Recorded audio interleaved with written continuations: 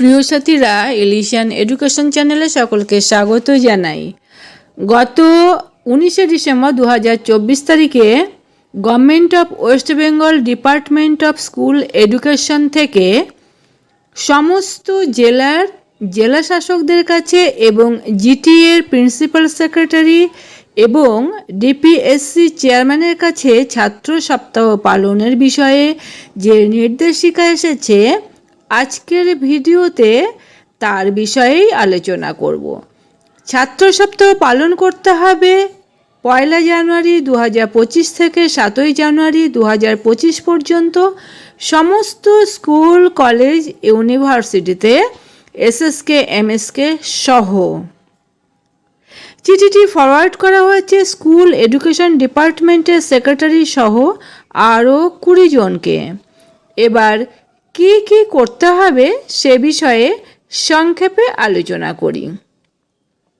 প্রথমে যেটা করতে হবে, কমিটি গঠন করতে হবে লোকাল বডিকে নিয়ে, অর্থাৎ অভিভাবক অভিভাবিকাদের নিয়ে।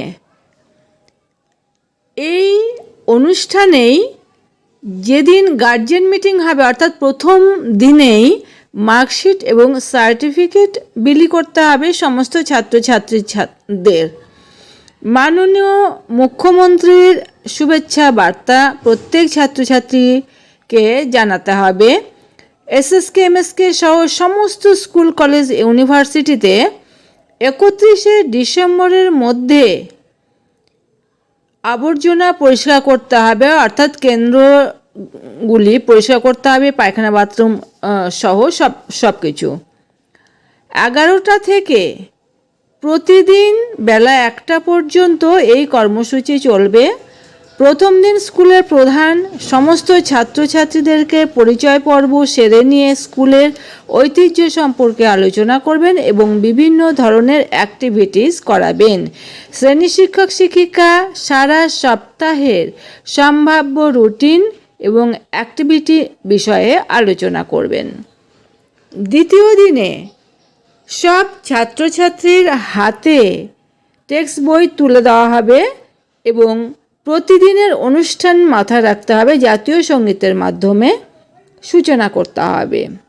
এসএসকে, এমএসকেতে মূলত ডিস্ট্রিবিউশন ইনিশিয়েটিভ, গার্জিয়ান এনগেজমেন্ট এবং কমিউনিটি এবং এনরোলমেন্ট অ্যাক্টিভিটিস এবং এডুকেশন অ্যান্ড কো-কারিকুলাম অ্যাক্টিভিটিসগুলি মাধ্যমে এই 7 দিনের অনুষ্ঠান সূচি চলবে।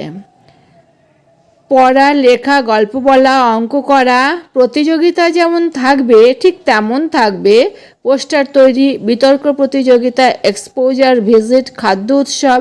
টিচারদের ক্ষেত্রে টিএলএম তৈরির বিষয়গুলিও এই অনুষ্ঠানে অন্তর্ভুক্ত হবে। ডেসক্রিপশন বক্সে লিংক দিয়ে দেওয়া হলো বিস্তারিতভাবে জেনে নেওয়ার জন্য, তার কারণ না হলে ভিডিওটি অত্যধিক বড় হয়ে যাবে। তাই ব্লক এবং জেলা লেভেলেও প্রভাত ফেরি, জনসচেতনতা কর্মসূচি, স্টুডেন্ট ক্রেডিট কার্ড সংক্রান্ত অনেক প্রোগ্রাম থাকবে। স্কুল লেভেলে এই অনুষ্ঠানের খরচ সর্বশিক্ষা অভিযানের ফান্ড থেকে করতে হবে। আশা করি বিষয়টি বোঝাতে পেরেছি। আর কারো যদি কোনো প্রশ্ন থেকে থাকে তাহলে কমেন্ট বক্সে অবশ্যই করবেন, আমি আমার সাধ্যমতো উত্তর দেব। তবে মাথায় রাখতে হবে এই কর্মসূচি মনিটরিংয়ের ব্যবস্থাও আছে। ব্লক লেভেল থেকে এবং জেলা লেভেল থেকে এই মনিটরিং করা হবে।